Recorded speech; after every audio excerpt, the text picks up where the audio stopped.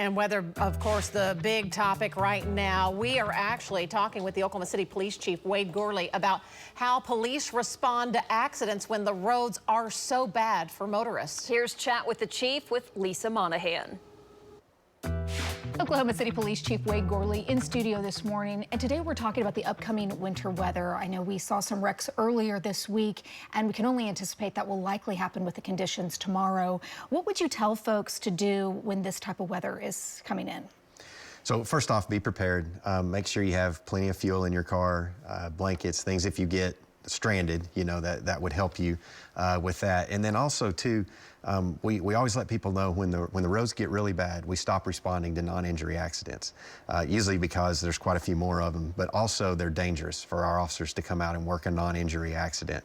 So I always tell people, if you are involved in an accident, pull off the roadway somewhere into a parking lot or just somewhere off the road, exchange information, and your insurance companies can work that out later on.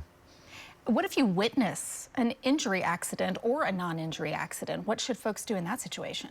So if you're blocked from getting around that and can't do anything to avoid staying where you're at, then stay in your vehicle if at all possible. I know a lot of times you may want to get out and help, and there may be times where you have to do that. But what we often see is those folks that stop and try to be helpful, they wind up being the fatality because they're outside their vehicle and another car comes along, doesn't see them or can't stop because of the conditions, ends up striking that vehicle or striking that individual. So you want to be very cautious about getting out of your vehicle, to try and help someone.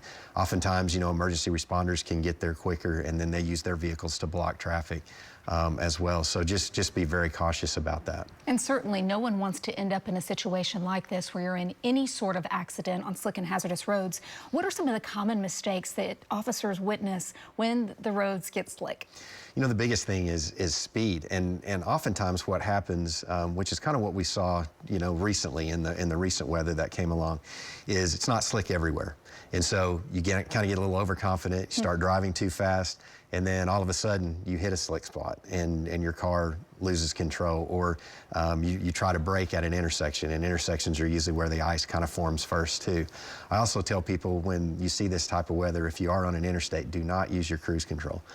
You want to be able to let off the gas if you're coming to a bridge or anything like that, so that you're in control of the vehicle, and if the tires are going to spin and your cruise control's on, the car's trying to make that vehicle keep that speed.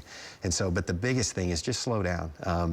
Even if people are passing you and you think I'm driving too slow, let them be the ones that are involved in the accident. You slow down and be prepared and increase your following distances, and just know that even if it's dry in this one spot, it may be icy in another, so just always be prepared for that. Great advice as we expect more winter weather tomorrow. Thanks for being with us this morning, Chief. We appreciate you. If you have a question, you can send an email to chatwiththechief@griffin.news, and we'll get you some answers.